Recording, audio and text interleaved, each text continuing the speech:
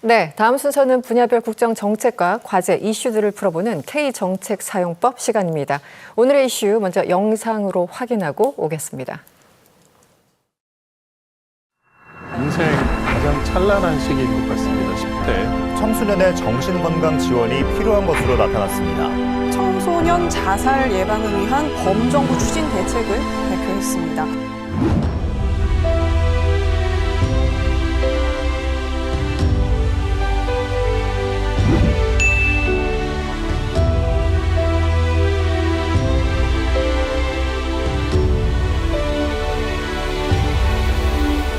지난 10년간 청소년 자살 사망자는 2016년 273명에서 2025년에는 396명으로 꾸준한 증가 추세를 보여왔으며 자살에 이르지 않더라도 정신건강 문제로 병원을 찾는 청소년 역시 최근 급격히 증가하고 있습니다. 정부는 이러한 필요성에 대응해서 교육부, 보건복지부, 성평등가족부, 국무조정실 등 15개 부처가 함께 협력해서 예방, 감기, 개입, 회복, 기반 조성의 5개 전략 아래 15개의 추진 과제를 마련했고, 이를 통해서 2024년 기준 10만 명당 8.0명인 청소년 자살률을 2030년까지는 2020년 자살률인 6.5명을 목표로, 그리고 2035년까지 2015년 자살률인 4.2명을 목표로 단계적으로 낮춤으로써 청소년의 마음 건강을 증진하고 함께 살아가는 기본 사회를 구현하고자 합니다.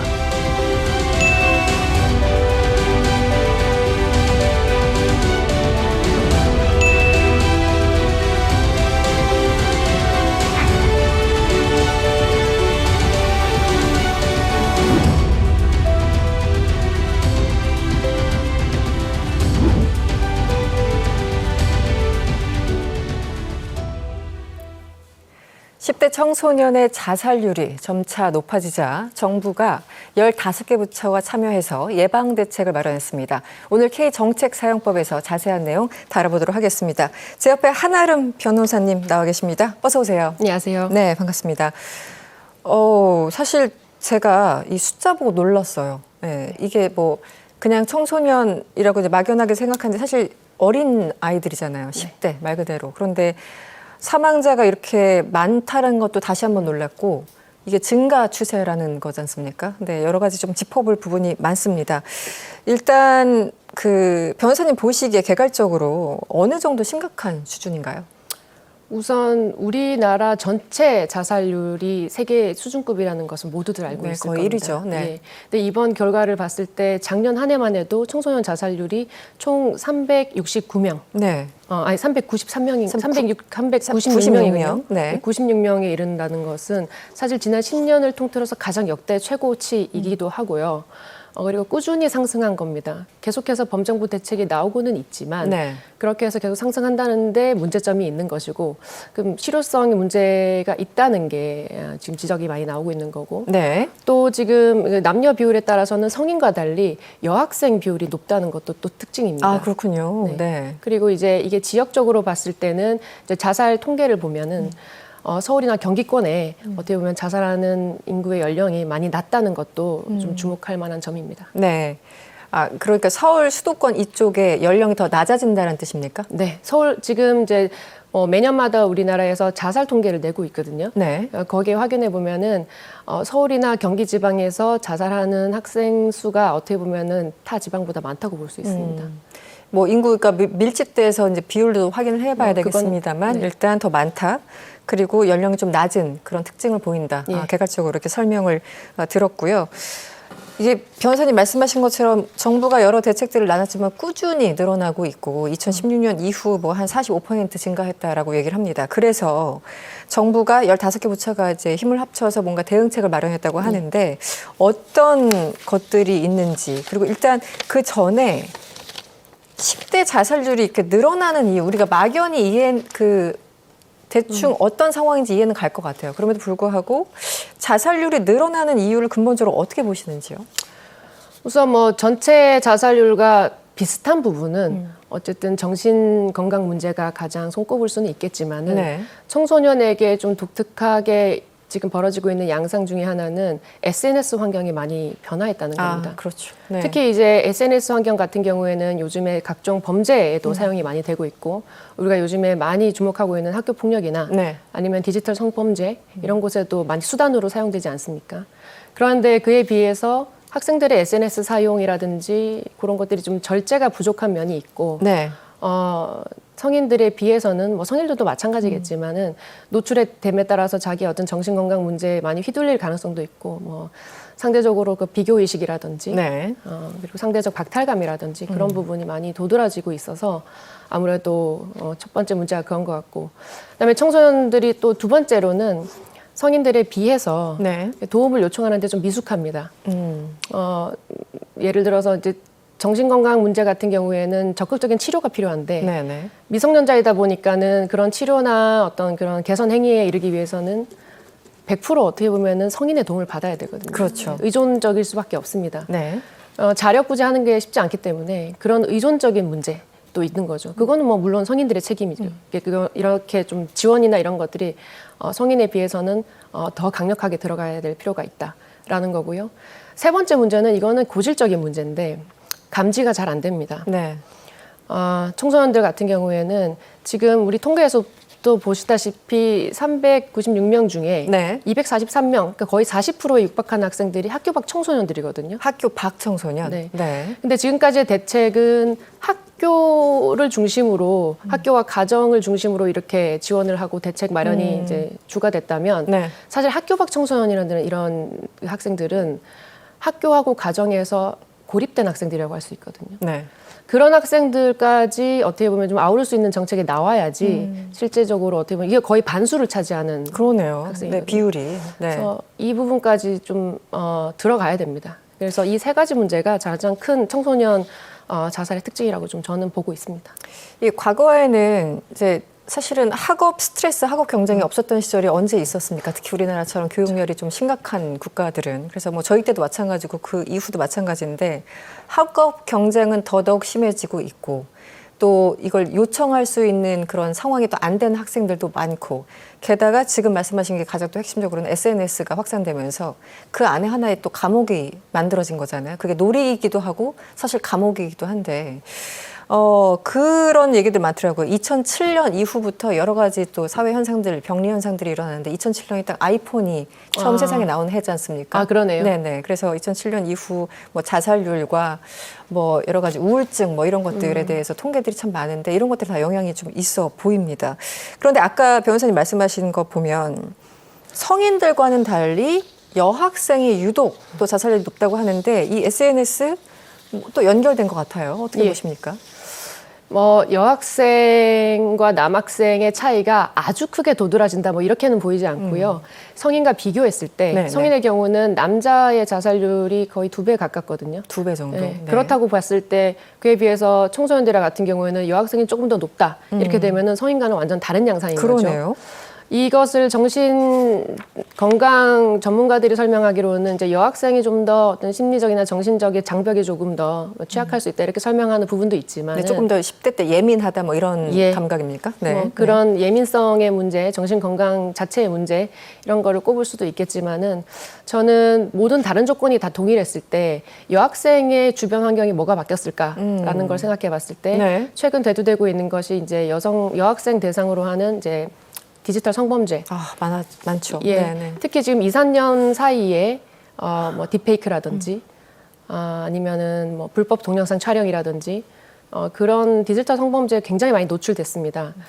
그에 비해서 이제 그런 피해자들에게 가는 어떤 지원책이나 그런 것들이 좀 필요한 것 같고요. 네.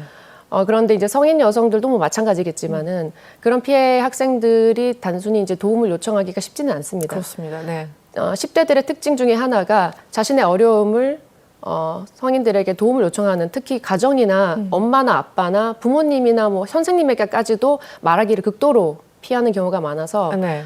이런 경우에 감지가 어렵습니다.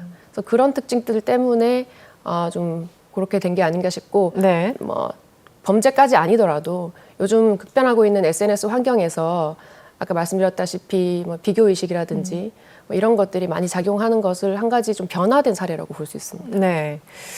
그 변호사님이 알고 있거나 또 변호한 사건 중에 혹시 기억에 남는 뭐 어떤 사례 같은 게 있을지 또 네. 궁금합니다. 지금 아직 10대 미성년자들에 관한 이야기고 또 현재 유가족들도 남아 계시고 주변 친구들도 남아 있는 상황에서 구체적인 말씀은 좀 어려울 수 있는데 일반적인 얘기를 좀 해드리자면 제가 수행했던 사건 중에도 사망한 사건이 있었습니다. 자살로 인해서. 네. 그리고 자해는 굉장히 많습니다. 아, 그렇습니까? 네. 이제 미성년자 사건을 주로 하다 보니까 이런 현장을 많이 목격하게 되는데 특징이 뭐냐면 제가 누차 말씀드리지만은 감지가 어렵다는 겁니다. 네네. 생각나는 것 중에 좀 독특했던 점은 이 학생들의 경우에 자살의 유형이 그다지 다양하지 않습니다. 사실은 제가 수행했던 사건에서도 네. 학생이 이제 학교에서 잘 생활하고 네. 집에 돌아갔는데 그날 저녁에 자신이 살고 있는 아파트 옥상에서 이제 뭐 투신을 했다던가 네네.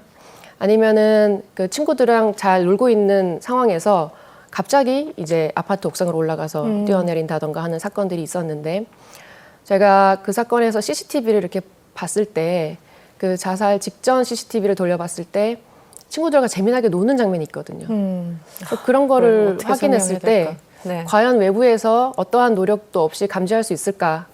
없습니다. 제가 봤을 때는. 그리고 이런 학생들이 결국에는 주변에 도움을 요청을 못하는 학생들이었는데 그나마라도 이런 학생들이 뭐 저 같은 전문가나 네. 아니면 부모나 학교 다 주변에 있는 학생들이잖아요.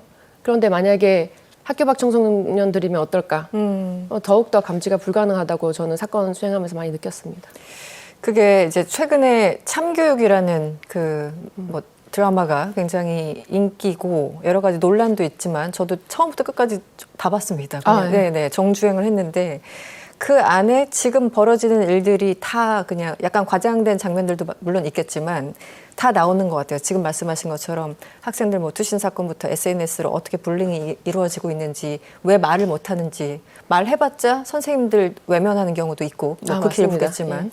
그러니까 내가 말해봤자 도움을 못 받는다는 생각 때문에 더 스스로 고립하다가 아무 말 없이 그렇게 스스로 생을 마감하는 경우가 있는데 그게 계속 똑같은 것 같아요. 똑같은 일의 반복 같습니다. 도움을 요청했을 때 저쪽에서 반응을 하고 나를 정말 구해줄 수 있다라는 확신이 들면 그게 부모가 됐든 선생님이 됐든 할 텐데 학생들은 그거 그냥 앓고 있다가 혼자 그렇게 극단적인 선택을 하는 거잖아요. 이거 어떻게 해야 될까요?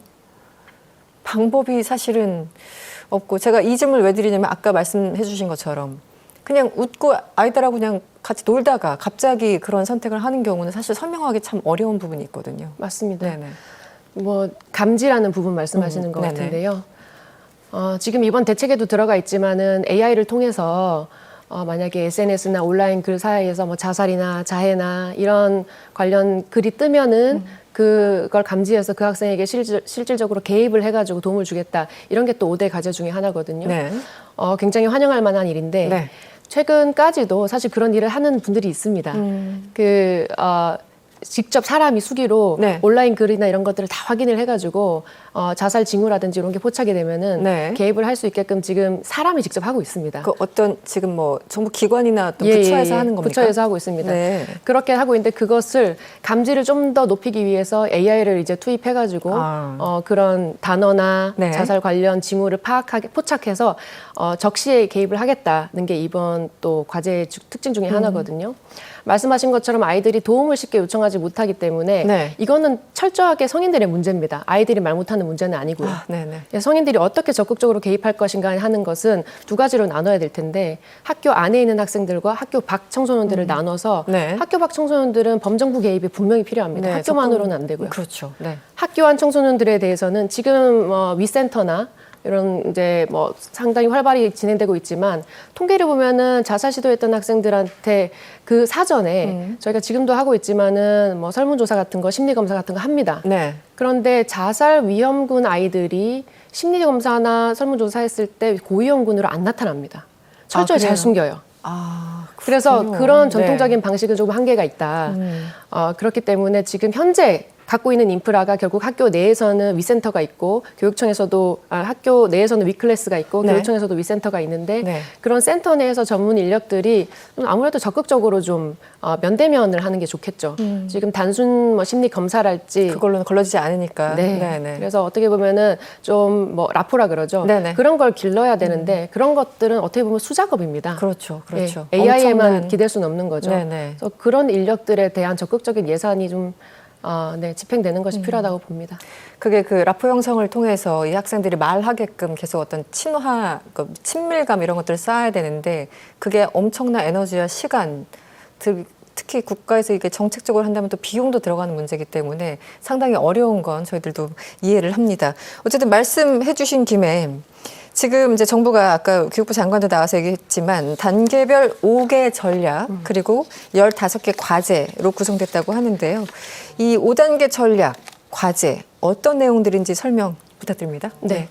자살에 뭐 이르면 안 되겠지만은 그 만약에 이르게 될 경우에 그 전 단계를 사이클로 봐서 그 단계별로 네. 전략을 세운 건데요. 네. 첫 번째로 예방이고 그 다음에 감지, 그 다음에 개입이고요. 네. 그 다음에 이제 만약에 자살해서 극복해서 돌아온 학생이나 아니면 혹시라도 그 자살에 이르게 돼서 남은 유가족들이나 남은 친구들에 대한 회복. 그리고 이 모든 것을 이룰 수 있게 하는 이제 조성 기반이라는 것이 5가지 과제입니다. 그렇군요. 네. 그래서 여기서 가장 주목해 봐야 될 것은 아까 말씀드린 대로 지금 그 개입 단계, 네. 이 개입 단계에서 AI를 통해서 포착을 좀 잘 해보겠다 이건 거고, 그다음에 이제 예방 단계에서는 지금 갖고 있는 저희가 갖고 있는 프로그램 같은 경우에는 교육부에서는 지금 정신건강 교육을 하고 있지 않습니까? 네, 네. 현재 한 6차시 정도로 진행되고 있는데 이제 이 범정부 계획 이후에는 17차시까지 늘리겠다. 네. 이런 것도 있고, 그다음에 인프라 구축이라는 것도 있는데 네. 그 인프라 구축이라는 건 아까 말씀드렸다시피 학교 안에 있는 위센터와 위클래스와 위센터가 모든 학교에 있지는 않습니다. 그래서 그거를 모든 학교로 확충하겠다 하는 거하고, 그렇구나. 네. 그다음에 그 병원형 위센터 이거가 좀 중요하거든요. 어떤 내용이죠, 그거는? 병원형 위센터라는 거는 병원 자체가 위센터 역할을 하는 거고요. 학교 밖에 있는 병원입니다. 네네. 이런 것들이야말로 어떻게 보면은 학교 밖에 있는 청소년들까지 아우를 수 있는 것, 쉽게 가서 상담을 하고 네. 상담을 받고 약 처방도 받고 이렇게 할 수 있는 병원형이 있어야 되는데, 그 병원형 위센터가 서울 시내에선 제가 지금 오늘 오기 전에도 찾아봤는데 찾을 수가 없더라고요. 없어요. 네, 서울 시내 안에도. 네, 확인을 해봐야 되겠지만 그것도 충격적이네요. 네, 찾을 수 없는 정도라면은 적거나 아예 없거나라서 네. 그런 병원형 위센터, 그러니까 학생들이 정신건강 상담을 할 수 있고 처방도 받을 수 있고 지속적으로 좀 관리를 받을 수 있는 그런 센터를 이제 지금 확충한다고 했는데 굉장히 환영할 만한 일입니다. 네. 그런데 말씀하신 것 중에 AI 활용 부분이 아무래도 눈에 띄는데, 그래서 징후를 감지하겠다, 탐지하겠다라는 건데 AI를 어떻게 활용을 하는 거죠? 예를 들어 SNS를 스크린한다던가 이런 건가요? 어떤 건가요? 맞습니다. 그겁니다. 네, 구체적인 것은 어떻게 보면 AI 전문가들이 많지 않습니까, 네네. 요즘에. 그래서 착수를 하게 되면은 전문 인력들이 좀 더 세밀하게 구체적으로 이제 방법론을 연구하겠지만은 지금 계획은 그겁니다. 근데 그 계획에 성공을 하려면 결국 말씀드린 것처럼 인력이 필요하거든요. 그럼요. AI가 스스로 돌아가는 것이 아니고 어떻게 보면은 요즘에 AI를 많이 쓰시는데 프롬프트를 어떻게 기입하느냐에 따라 결과물이 달리 나오듯이 완전 달라지죠. 네. 네. 전문 인력을 투입하게 되려면 처우 개선이 좀 있어야 될 것 같습니다. 처우 개선 역시 또 재원의 문제인 것 같고요. 마음 건강 교육을 확대하겠다. 이 단어들이 굉장히 착하네요. 마음 건강 교육. 그런데 솔직히 와닿지는 않습니다. 이 그렇죠. 워딩이 마음 건강이 뭐야? 이거 좀 너무 느긋한 이름이 아닐까라는 생각도 솔직히 드는데, 이 부분은 어떤 건지 구체적으로 설명 좀 부탁드리겠습니다. 이 부분은 아까 말했던 5가지 과제 중에 첫 번째 예방 문제입니다. 사실 예방만큼 공격적인 활동은 없다고 저는 생각을 하고 있고, 그렇죠. 네. 감지가 어려운 상황이기 때문에 예방을 해야 됩니다, 당연히. 그런데 어떻게 예방을 할 것이냐? 청소년들 자살의 특징은 한 가지 요인으로 자살하는 게 아닙니다. 가정 문제, 학교 갈등, 교육 문제, 그다음에 뭐 성적 뭐 이런 네네. 압박이라든지 스트레스, 그다음에 뭐 범죄 노출 여러 가지 문제가 복합적으로 작용하고 있는 와중에 고립되면 결과가 나오는 겁니다. 아, 그렇군요. 한두 가지 문제가 아니군요. 네. 네네. 그렇다 보니까 이 한두 가지 문제가 아닌 것 중에 네. 가장 큰 문제는 결국 고립이잖아요. 그렇죠. 고립을 시키지 않는 방법은 결국 일방적인 교육이 아니라 네. 어떻게 보면은 서로 이제 연결할 수 있는 것이 중요한데 네. 이 지금 좀 워딩이 확 와닿지 않는 느낌은 있지만 네네. 마음건강교육이라는 것은 기존에 그냥 일방적으로 주입하던 교육 방식을 탈피해가지고 예술이나 체육을 접목해서 어떻게 보면은 정말 마음의 건강 역량을 키우겠다 이렇게 좀 이번에 천명을 하고 있는 것 같습니다.